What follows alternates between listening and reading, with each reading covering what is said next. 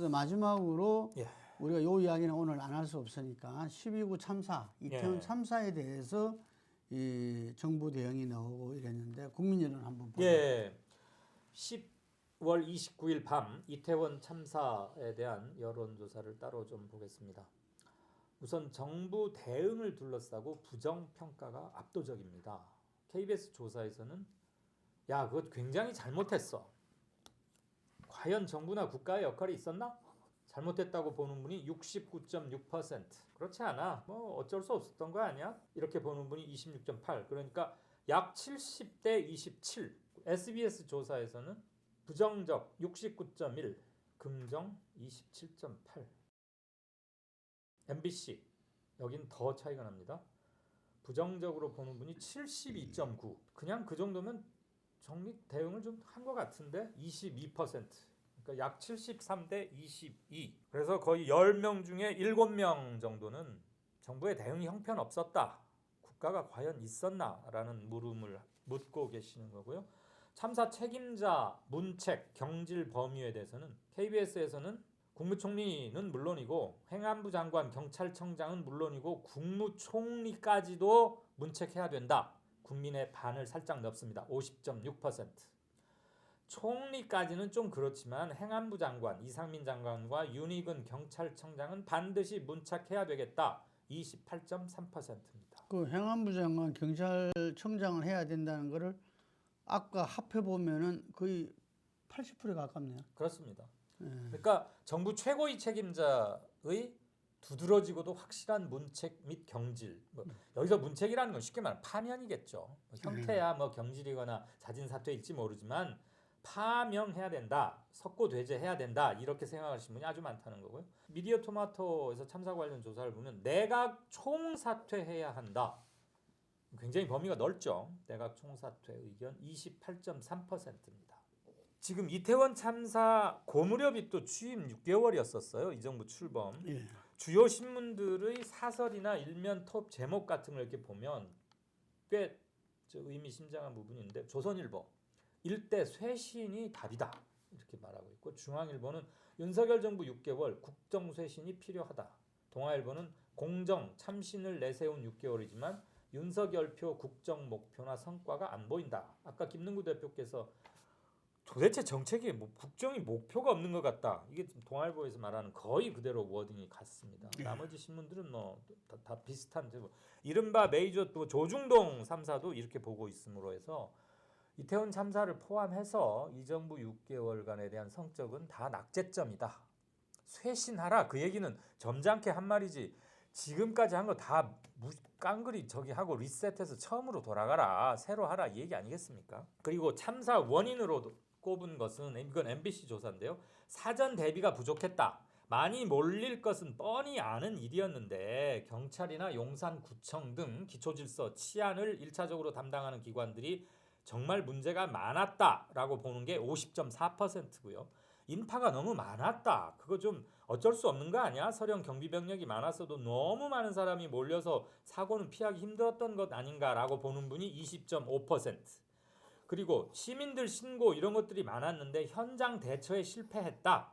이것은 뭐 경찰이나 구청 등 공적 섹터의 준비나 대처가 실패했다라는 점에서는 앞부분과 크게 차이는 안 날 것 같습니다만 요것을 꼽아주신 분도 16.1%입니다.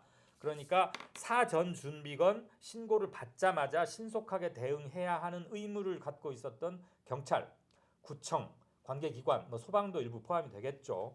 이 사람들한테 문제가 있었다라고 보는 분들이 약 66%가량입니다. 제가 이걸 보니까 앞에 정부 대응에 대해서 긍정 부정에 있어서 네. 긍정 부분이 26.8, 27.8, 22% 이렇게 나왔잖아요. 20%좀 웃도는 수준이 나왔는데 네. 밀집 인파 책임이다가 20.5%입니다. 거의 그거하고 좀 거의 비슷하잖아요. 예. 이게 이게 이상민 논리이기도 했지 않습니까? 초반부에. 그러니까 네. 이게 뭐 전에보다 그렇게 특별히 많은 사람이 안 나왔다는 둥. 경비 병력을 아무리 늘렸어도 피할 수 뭐 없는 피할 수 사고였다. 있다는 둥. 뭐 이게 그래서 어떻게 말하면 박근혜 대통령 탄핵이 최종적으로 됐을 때는 다르지만 네. 이 일정 시점에 거의 8대2 나왔거든요. 그때도 20%가 있었어요. 이게 8대2 수준이었는데 네. 그 20%에 대해서 정말 이해가 잘 안 된다는 생각을 저뿐만 아니라 많은 사람이 가졌을 건데 네. 이것도 뭐 민심입니다. 그죠? 그럼요. 네, 민심이죠. 그럼요. 밀접 입판에 대한 그 책임도. 근데 이거는 팩트의 문제도 좀 있었던 것 같아요. 음. 과연 그럼 얼마나 밀집했느냐? 이전 할로윈데이 그 기간에 비해서 특별히 요번이 많았느냐? 오히려 그건 아니거든요. 그때는 코로나 통제 기간이었음에도 10만에 육박했거나 살짝 넘기도 했고, 뭐 지하철 그 이태원역 투개표 뭐라 그러죠? 그 통행료 측정한 통행 인구 측정하는 거 그 코로나 이전에는 물론 이거보다 훨씬 많았고. 그랬으니까 상상할 수 없는 숫자는 아니었다는 것. 단지 그 이렇게만 볼 수는 있겠죠. 그 문제가 났던 이른바 해밀턴 호텔 바로 옆 골목, 뭐 폭이 뭐 4m 정도밖에 안 되고 길이도 40m 정도밖에 안 되더라고요. 폭 4m에 길이 40m. 굉장히 작은 폭이 건데. 또 중간에 이렇게 좁혀진 그러게. 부분이 그게 문제라는 예, 거죠. 예, 예. 근데 그 골목에 그럼 몇 명이 있었느냐? 그건 정확히 계측하기는 힘들겠지만 그 골목이 아니었다고 해도 이태원역 앞에 대로를 교통 통제를 안 했기 때문에 몰려든 인파는 이태원의 작은 골목들이 흡수할 수밖에 없었고 혼잡도는 극치점으로 달아갈 수밖에 이게 없었다는 작년 할로윈 전체 참가했던 연 인원은 뭐 거의 좀 비슷한 수준이었는데 네. 그때는 보니까 코로나 방역 때문에 그 이 통제하는 분들이 쭉 있더라고요. 자연스럽게 통제 효과가 된 거예요. 영상을 보니까. 예. 예, 근데 이번에는 사이렌 한 번 못 올렸다는 거예요. 사이렌. 그래서 이게. 예. 아마 많은 분들이 느끼셨고 수많은 사람들이 얘기했고 시청자분들께서도 당연히 짐작하고 계시겠지만 경광봉을 든 정복 경찰이 몇 명만 서 있어도 또는 몇십 명만 일렬로 이렇게 뭐 쭉 있으면 어느 정도 대중의 흐름, 인파의 흐름은 조금 도움이 되지 않았을까 이런 생각이 참 드는 게 아쉽죠. 그 총리도 인정했잖아요. 그 시점 그 지역에서 국가는 없었다는 부분을 인정한다. 네. 이 이야기를 했는데 하여간에 그 국민적 아픔과 상처를 주고 트라우마는 아마 전 국민한테 다 갈 수밖에 없는데 이후에 정부 대응이 네. 국민들의 그런 슬픔을 갖다가 이렇게 안아주고 해소하기보다는 더 증폭식. 예, 더 정복시켰는데 우리가 헌법에 나와 있듯이 공무원은 국민에 대한 책임을 진다. 이거 무한 책임론이죠. 예. 이거는 누누이 윤석열 대통령이 견해했던 겁니다. 이전에도. 네. 그럼 책임을 진다는 것은 우리가 사건 수습뿐만 아니라 거기에 대해서 이 본인이 공적 책임을 못한 부분에 대해서 대통령제에서는 인사로 이야기해야 되니까 인사 조치가 나야 되는데 예. 지금 이 10월 29일인데 그리고 나서 지금 거의 보름째 됐잖아요. 예.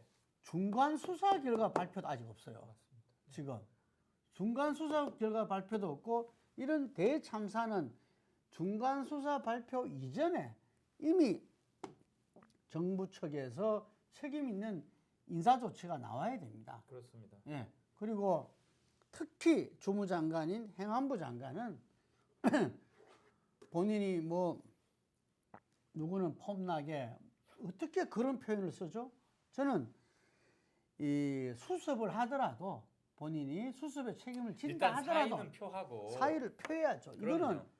이건 저는 기본 중에 기본이다. 공감 능력이 이거는 전무하다는 것. 예, 기본적인 기본인데 제가 생각할 때는 대통령께서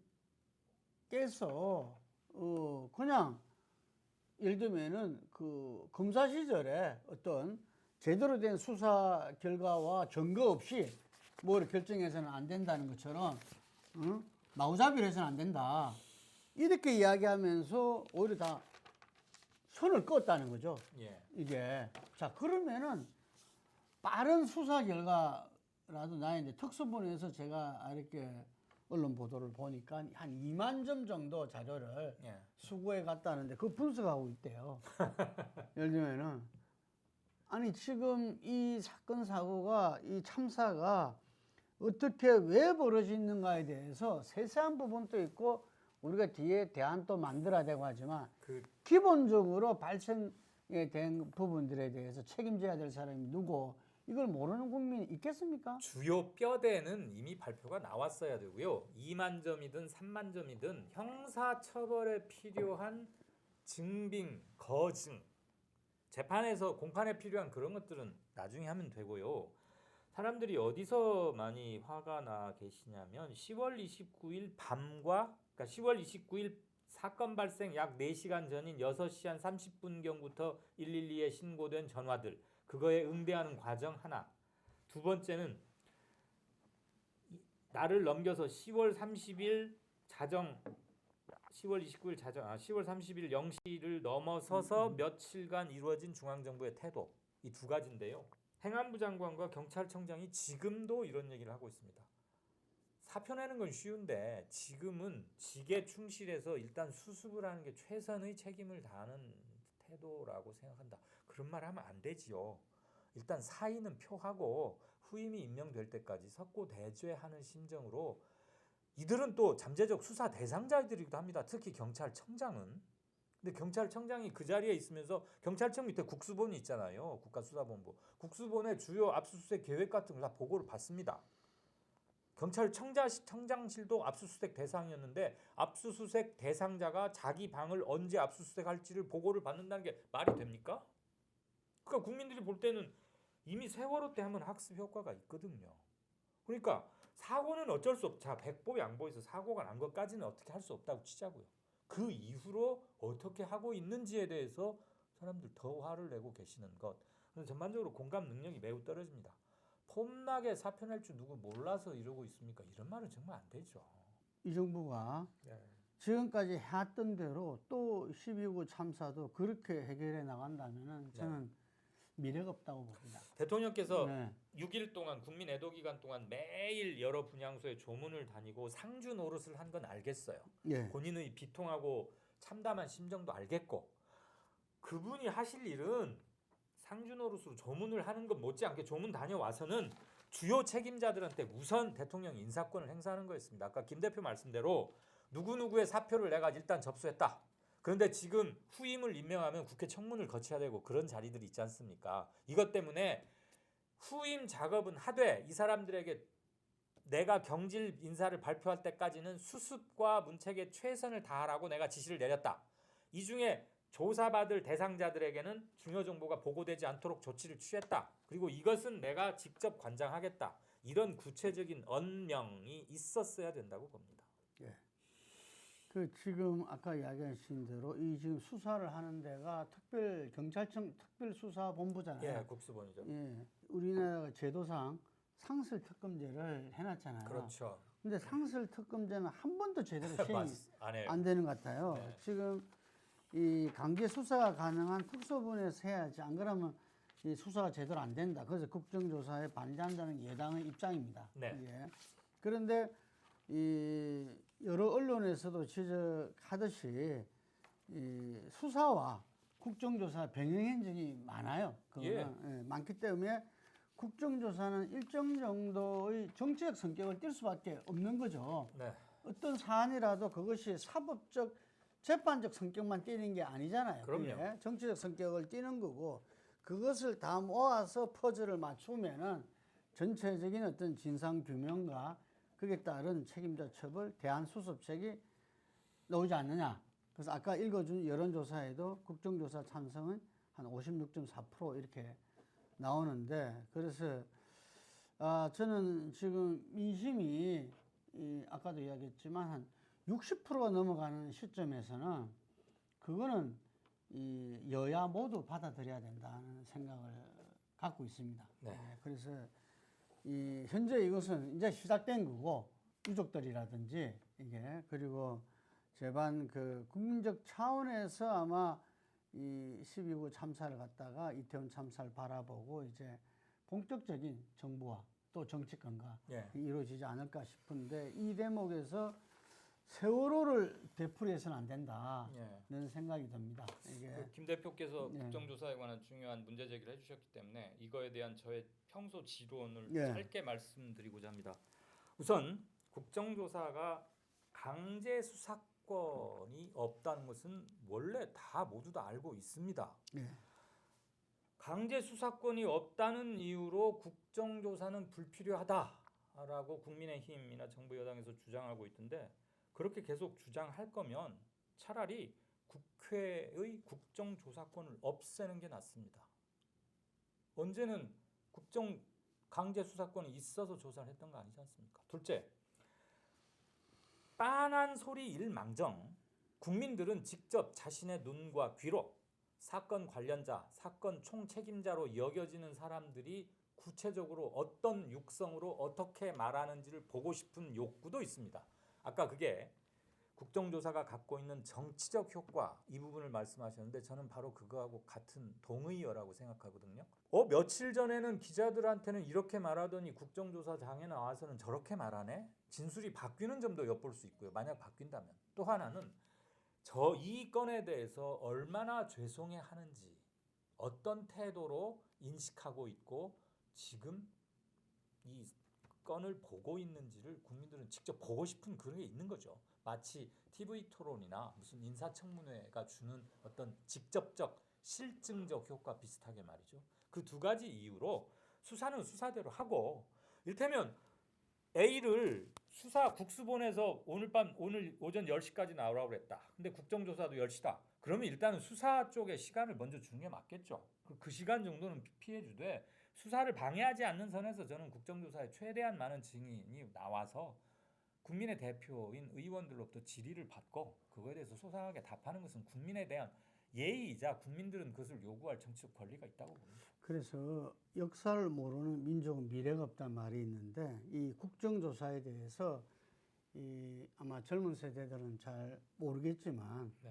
우리가 군부 독재 하에서 정말 언론과 국회가 이 무능력으로 무력화되고 온 국민들은 그 억압 속에서 시시하며 살았던 데가 먼 과거가 아닙니다. 그렇죠. 예, 불과 3, 40년 전이었고 그게 6월 항쟁이라는 87년 6월 항쟁이라는 속에서 이 군부 독재를 물론 노태우 정권이 그 다음에 이 양긴 분열로 이루어졌지만 큰 틀에서는 이게 역사의 흐름을 바꿨잖아요. 네. 그때 국민들한테 정말 우리가 이 힘으로 바꾸니까 정말 뭔가 이게 이 정치적으로 이 사법적으로도 바뀌는가를 알게 된 게 바로 국정조사. 국정조사가 13대 국회부터 부활되면서 이게서 50 청문회 청문회 스타도 나왔고 전두환 노무현도 정권의 배출했고. 어떤 50 청문회와 강주 청문회 네. 등을 통해서 강주 항쟁에 대한 물론 강주 청문회를 통해서 그때 이 발포 명령자는 규명되지 못했어요. 하지만 우리 국민들은 전두환 독재 시절에 이런 일이 이렇게 벌어졌구나. 그리고 강주 그날 80년 5월 강주에서는 이런 일이 있었구나. 누가 이렇게 연루됐었구나. 이걸 갖다가 다 온 국민이 알게 된 거죠. 그 온 국민이 그 역사 현장을 동참하고 참여하면서 우리 국민들이 또 하나 이렇게 이 역사도 발전해 나갔다는 생각이 들거든요. 그렇기 때문에 이 국정조사를 갖다가 수사와 효율성으로 대비하는 거는 아니고 이거는 뭐 이야기가 안 되는 거다. 오히려 지금 이제 수사받고 있다고 해서 수사 중이라서 말 못한다는 이야기들이 막 빗발치고 있어요. 이 책임자들이. 네. 그래서 저는 이 차제 수사는 수사대로 하더라도 이 국정조사라는 것은 우리나라 민주화를 이룬 우리가 정말 국민의 힘으로 바꾼 제도에서 저는 빛나는 역사다. 이 빛나는 역사를 지금 국민의힘은요, 제가 만나보면은 우리나라 산업화 민주화를 이룬 정당이라고 이야기해요. 그 정당은 YS 3당 합당으로 인해 가지고 산업화를 이룬 민정당과 이 당시에 그 신민주공화당 그리고 민주화를 이룬 이 민주당하고 이 통일민주당이죠 당시 예. 합해서 민자당을 만들었고 지금 국회의원 그 민자당이 전신이죠. 예. 역사를 갖다가 정통성을 이어왔다. 그렇다면은 바로 그 이 자기 민주화를 부정입니다. 이룬 자기 부정.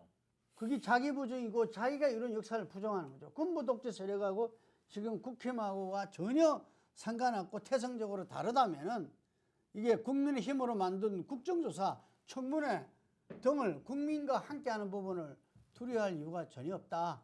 저는 그렇게 봐지고요. 저는 이 여당도 이 굴레에서 벗어나야 됩니다. 예. 이 굴레에서 벗어나지 않으면은 이 총선 성리도 없고 본인들이 바라는 나라를 만들어 나갈 수도 없다. 이렇게 보여집니다. 거의 뭐 정당 대표의 사자후 연설 같은 말씀을 해주셨는데 100% 동감하고요. 그 중요한 점 꽤 여러 가지 걸 말씀하셨으니까 같이 얘기하는 사람, 했던 사람 그리고 시청자 잠재적 시청자의 한 사람으로서 딱 그 점만 한 번 더 강조를 하고 싶어요. 광주 항쟁 최종 발포자가 누구인지는 밝혀내지 못했다라고 하셨잖아요. 예, 국정조사에서. 국정조사의 소득이나 목표 중에 하나가 그겁니다. 이것을 수사하라라고 결론을 냈던 것 중에 하나예요. 국정조사를 통해서 꽤 많은 걸 재구성하고 밝혀냈지만 이것은 수사권이 없어서 밝혀내지 못했으니 수사기관은 최종 발포자가 누구인지를 밝혀내라라는 국민의 명령을 도출한 것입니다. 불행히도 안 그, 되고 그 있지만 이후에 특검도 하고 뭐 다 했지만 아직까지 아직 안 되고 있죠. 뭐 네. 결정적인 사람의 진술이거나 세상 그 사망 이런 것들로 이번 사건도 국정조사를 통해서 명확히 밝혀내야 할 것이 무엇인지를 국민적 합의를 거치는 것으로도 생각할 수 있는 거죠. 국정조사를. 그러니까 지금은 때가 아니다. 수사상 기밀 유지 때문에 안 된다고 하는데 어느 피의자나 조사받는 사람이 국정조사에 와서 수사기관에 가서 안 했던 말을 하겠습니까? 그러니까 그건 핑계가 안 되는 거죠. 국회에서 국민의 대표자인 국회에서 국정조사를 하는 건 바로 국민들이 하는 겁니다. 그렇죠. 국민들이 하는 거고 이제 국민들은 여당 지지, 야당 지지 다 있습니다. 이게 그랬을 때 그거를 대변하는 정당과 국회의원들도 다 있고요. 그래서 이 여당이 야당과 이 협의해서 정말 국민들이 바라는 국민들의 목소리를 이 제대로 내는 그걸 하기를 다시 한 번 더 촉구드립니다. 그렇습니다. 오늘 여론조사 이 대본 여기까지 하겠습니다. 감사합니다. 고맙습니다.